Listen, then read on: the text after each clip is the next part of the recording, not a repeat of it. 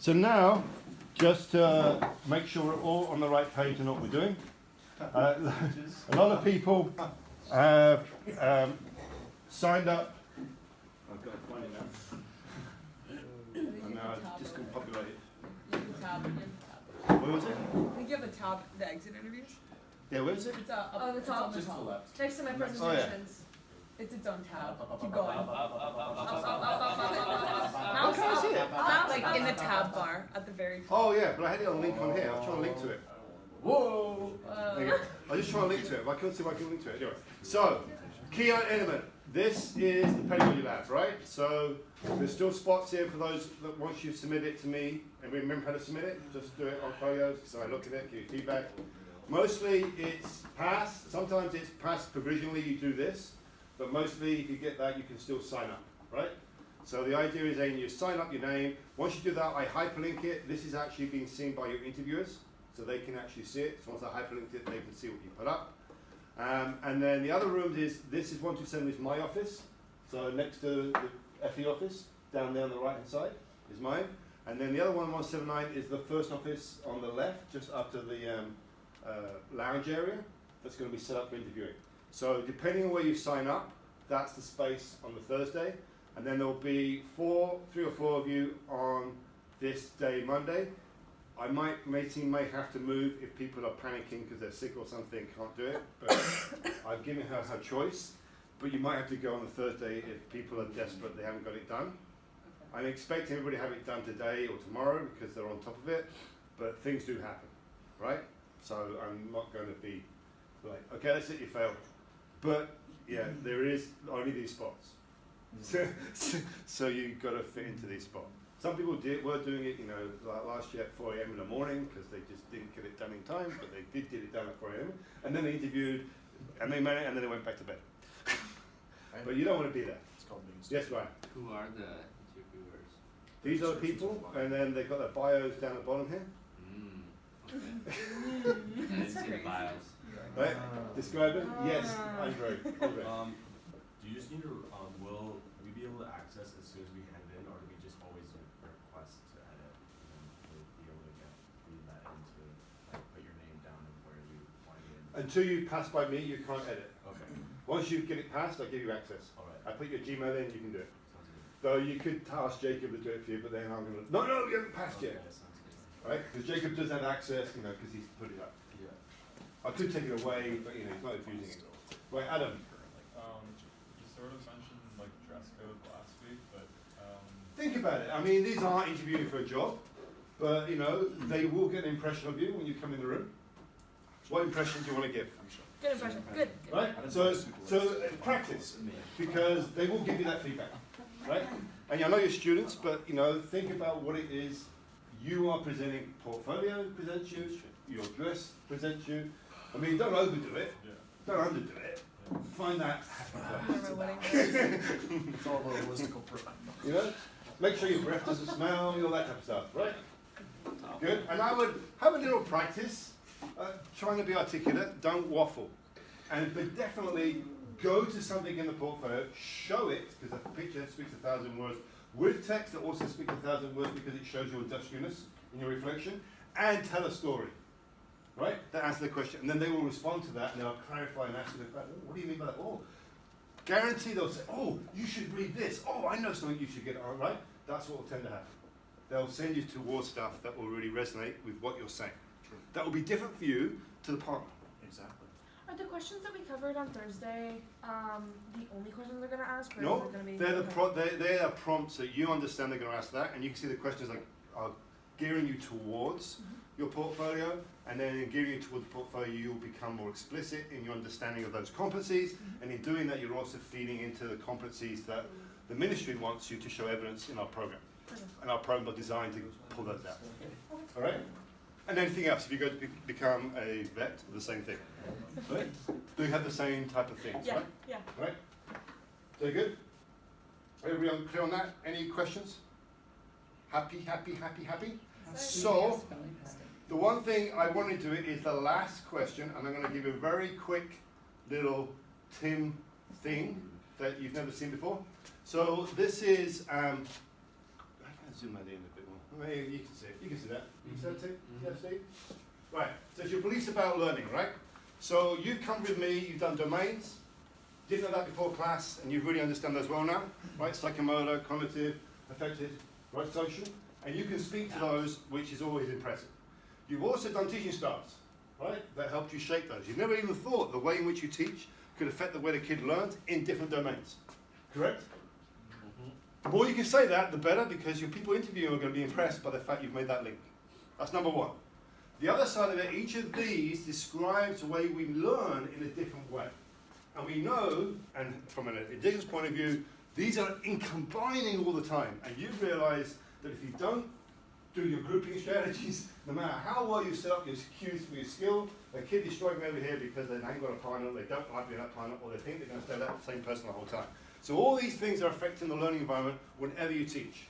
You've also learned that these are the core competencies in the curriculum, and you've started to realize that communication is actually about movement communication. That's the physical literacy idea.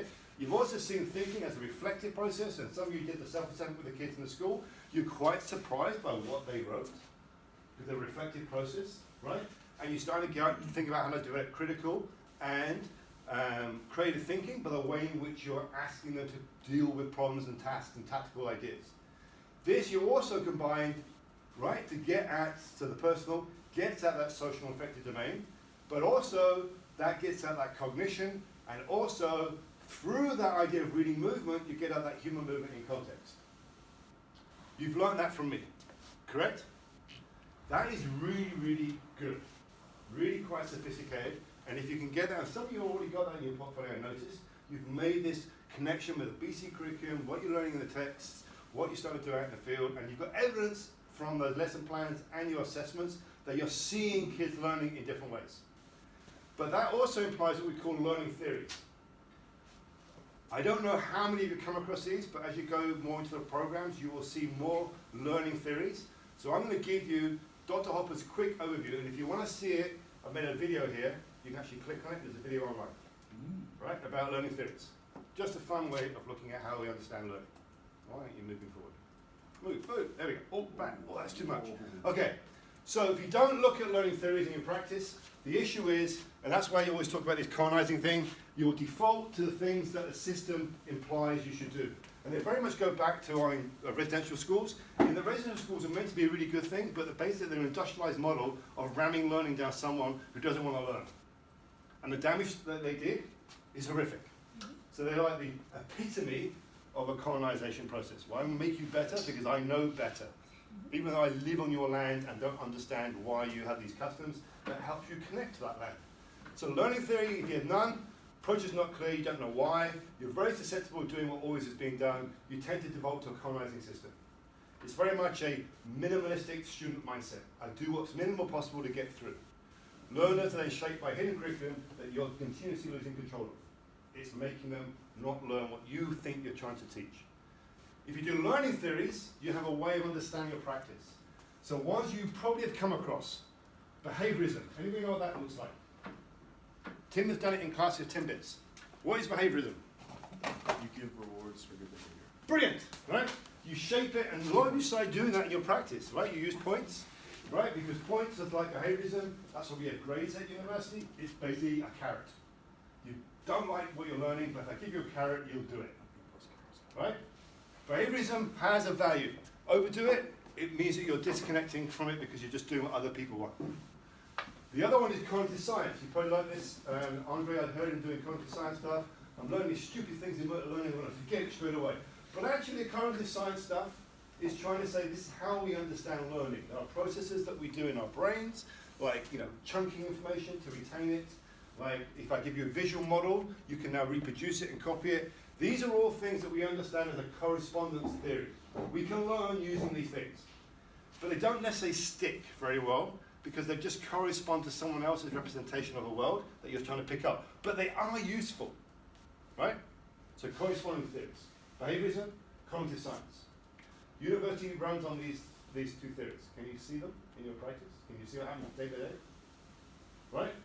They do work if you have some type of coherence. In other words, constructivism is that you construct based on prior knowledge. So if I know what Steve knows coming into an experience, and I can connect to that, he will retain it by assimilation and combination. He will assimilate it to what he already knows. He starts accommodating it as he uses it and making connections in context. So I have to give him a context where he starts to use the things that I'm connecting to what he already knew. And so when I'm teaching you, I'm always trying to find things that resonate, right, with what you've previously done. When you create your portfolio, you're doing a constructivism process because you're now building it in a connection to those, in this case, competencies for an interview. And the interview is driving your learning. In a social way, I know by doing that, you're starting to think through potential ways of making connections.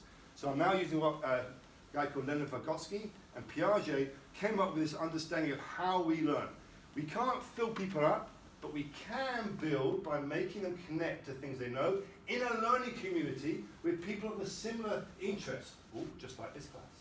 In teams where they start to try and achieve the same outcome, and if I mix up the teams in a certain way, I can make sure there's expertise in the teams, so zones of proximate development means that you'll learn from your peers more so than you'll learn from the teacher.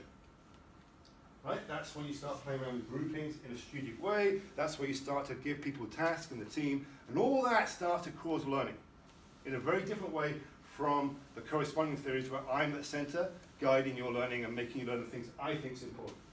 The community starts to drive it. Actually more indigenous in nature, that. Funny that, they knew it 4,000 years ago. We only learned it a couple of hundred years ago. The one I like is in activism. This is because I look at you as a system that self-organizes around things that you are attracted to. So the environment and you affect each other. And actually, when we were talking over here, Ethan, about modification adaptation with Brooke, that's an example where it's not about the individual. The game and the opponent interacting in the rules is what's affecting you, and you're affecting them. So there's this very complex sort of process of back and forth between systems that are structuring what we do, and individuals that are constructing that system together around a common goal. That's why inventing games and developing that process helps people learn. And all of that is a way we call how we've understood that nature learns. So all those features, enabling constraints, feedback loops, ground up, memory in the structure, enabling interactions, nested loops, decentralized and recursive elaboration, that's how a plant adapts. So actually we're starting to realize that nature and the way it learns is actually how humans as a species should learn. And so the inactivist side is where AI has come from.